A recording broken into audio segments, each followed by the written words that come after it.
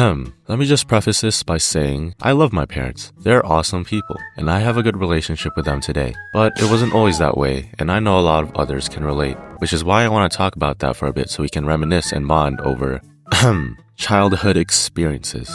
My mom is actually subscribed to my channel and she watches every video the moment it uploads and even shares it with her Facebook friends so that all the titas can be disappointed at the fact that I'm not in nursing. So, I gotta be on my best behavior.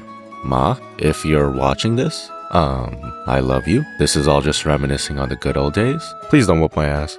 Oh, she's definitely gonna whoop my ass for cursing. Anyways, let's talk about the average immigrant parent experience.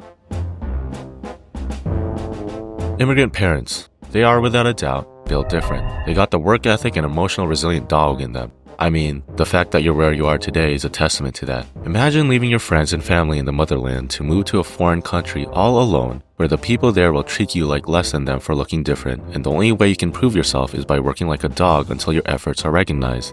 Oh, and doing all that while only knowing cursory English. I am math scientist. It's so cool. Damn, my social anxiety ass could never. Instead of a bitch. And I think it's because they were so battle-hardened from the experience that when it came to raising kids, they were, unrelenting. Let me run you through a scenario.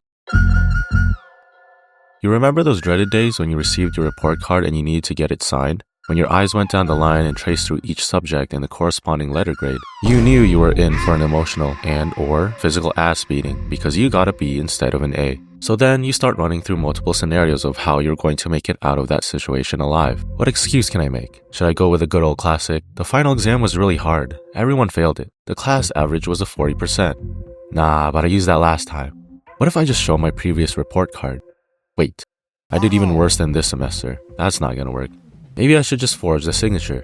Nah, my parents would wonder why I haven't shown my report card yet. And they have a hella complicated signature for no reason. It'd be so obvious I forged it. Damn. You know what? I'll just die. Emotionally. If I self-deprecate enough, I'll have primed myself for the emotional damage my parents will inflict on me, and then it'll hurt less. Little did you know that would actually do the opposite. You underestimate how brutally creative your parents could be at making you feel inadequate. What y'all know about being told a microwave works harder than you. It goes even harder when it's said in a mix of broken English and their native language. But when you're priming yourself by anticipating the worst thing they could say, you're essentially lowering your own HP bar so that your parents could pull the nastiest and most disrespectful finisher. Some, you didn't study hard enough. Here, some, all the time you spent on your phone could have been directed towards your schoolwork. There, a handful of, so you're going to be a college dropout and start dealing drugs now. Mix in liberally, maybe a little bit of, whose child are you? Cause you're not mine, to add extra spice. And lastly, a dash of, what did I sacrifice all these years in America for? To taste. And then, 10 plus years later, you wonder why you have overachiever tendencies and feel like nothing you do is good enough. Do you have a hard time opening up to your parents? Maybe they've asked you what's wrong before and you just tell them it's nothing. But then they get upset because clearly you're acting differently and maybe in their eyes showing a little bit of attitude. So then they press you about it. You know, some good old, why aren't you saying anything? I'm asking you a question. Which makes you more upset, so you answer back, maybe with a little bit of an attitude because, come on now, you're pressed and upset, it's understandable. But oh silly child, you fell for the oldest trick in the book, because the moment those words come out of your mouth, they're like, Uy! Bata ka, ha? May pasagot-sagot ka pa, ha? Kala mo kung sino? And then you sigh, muttering to yourself, this is exactly why I don't tell you anything. I get it, we've all been through it, so I understand. That's why you can tell me what's bothering you. This is a safe space after all, so if you're comfortable, tell your kuya what's wrong. Yeah. So you're having a hard time in school and you don't know what you're doing with your life? And the thought that once you finish high school in a couple years, you have to decide on a life path that will allegedly dictate the rest of your life is really stressing you out? Yeah. And you have no one to talk to about it with, because if you try to bring it up with your parents, they just be dismissive or shut you down? Yeah.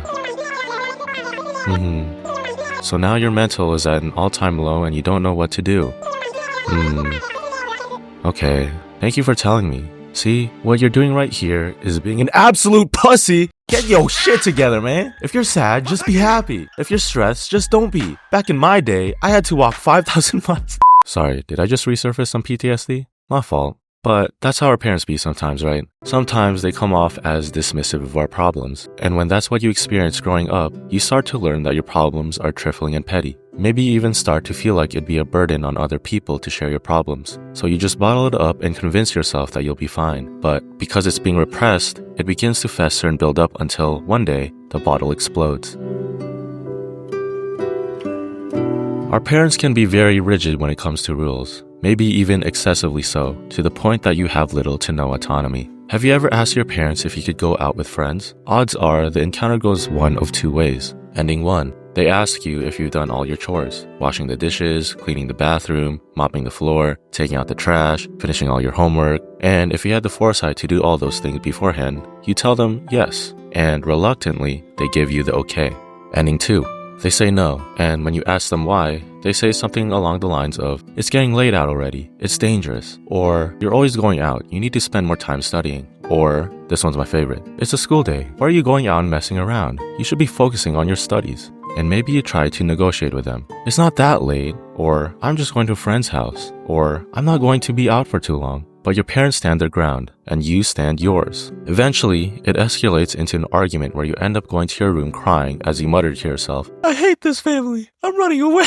I laugh at it now, but back then, that was so real, bro. It's moments like those that you realize that your parents have absolute authority, and you have no power. You're not your own person, you're just your parents' child. And that results in you turning out one of two ways. Either you end up having severe authority issues, where, when free from your parents' suffocating control, you end up doing anything and everything, partying, alcohol, drugs, etc., because you want to push back against your parents' iron fist. Or you end up becoming so passive and following everything your parents tell you to do because you figure it's more of a hassle than it's worth to fight back. And somewhere along the way, you lose your ability to think for yourself because you've stopped exercising that muscle. And in everything you do, the thought that's in the back of your mind is, would my parents approve of this? Alright, so this is the part where I test people's attention spans to see if they've watched through the entire video before leaving a comment. Because if I see any comments talking about how all I'm doing is complaining or playing victim, they'd be right, if they only listened to the first part. Growing up, my parents would always tell me, once you're older, you'll understand. And as a kid, I brushed that off. But joke's on me, my parents got the last laugh because I'm starting to understand what they mean. Maybe mom was right. It was the damn phone after all. But in all seriousness, I've come to realize that our parents' parenting style is simply a byproduct of their culture, upbringing, and life circumstances. Why did they have such high expectations that made you feel like you weren't good enough? Because they know you have what it takes to become someone greater than them, and they want to actualize that by instilling in you a good work ethic. Furthermore, that's exactly what they had to do to even make it here. They came from nothing and had to work their way up, and arguably they had to achieve more than their peers to stand out because, let's be real here, they're foreigners. If working hard and overachieving was literally the reality that allowed them to even raise you here, why wouldn't they try to instill in you the thing that allowed them to succeed? Why were they dismissive of your feelings? Because emotional awareness was not an area they had the luxury to develop. Mental health problems have only recently been normalized, but back in their day, it was something that was actually stigmatized. And the unfortunate reality is that looking after your mental health is a luxury not everyone has access to. The reason our parents even immigrated in the first place is because they were in search of better opportunities. And even then, they had to keep their head down and work like a dog to realize those said opportunities. I'm sure it was insanely stressful and emotionally taxing. But when you're trying to find a way to keep your family off the streets, your feelings are the least of your worries. And yet, they managed to get you to where you are today. So it's most likely that them being dismissive of your feelings is their way of trying to teach you that regardless of how you're feeling and how hard things get, you'll be able to overcome any adversity as long as you keep moving forward, because that's what worked for them. And trust me, I know, what a great way of trying to teach you that, right? But come on now, we all know communication isn't our parents' strong suit. And lastly, autonomy issues and strict rules. Our parents most likely came from a collectivist culture, where it's not about the well-being of the individual, but about the well-being of the group as a whole. And for the whole to be well off, a set of rules need to be strictly followed so that the group doesn't fall into chaos. Unfortunately for them, they immigrated to a country that values individualism. So of course there's going to be a cultural gap between us who grew up in the individualist culture and our parents who grew up in a collectivist culture.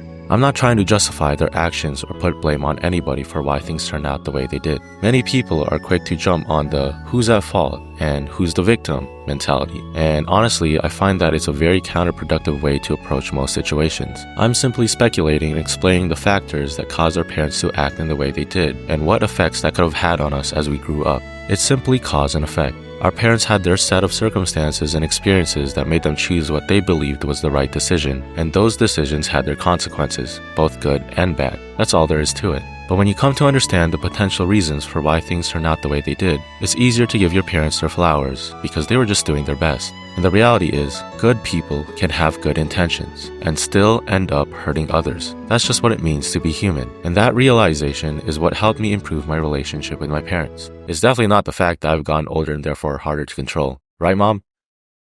Mom, right? Here's one last thing to think about. The moment you move out of your parents' house, odds are that you'd have spent pretty much most of your remaining time with them. When you're still a kid, you get to see and talk to them every day, right? But how often will you see them or hear their voice once you move out? Every once in a while during the holidays or when you call them to wish them a happy birthday? You go from spending time with them every day for 18 or so years to maybe seeing or hearing their voice once or twice a year. And it'll be that way until one day, they're gone. And then you'll start to wonder why you didn't spend more time with them or try to make amends. So why not start now? Give them that call. Tell them that you love them. Maybe they'll flame you and be like, why the f*** are you calling me not studying to be a nurse? But at least now you can laugh about it because that's just the average immigrant parent experience. Alright, that's all for now. Take care guys. See you next time.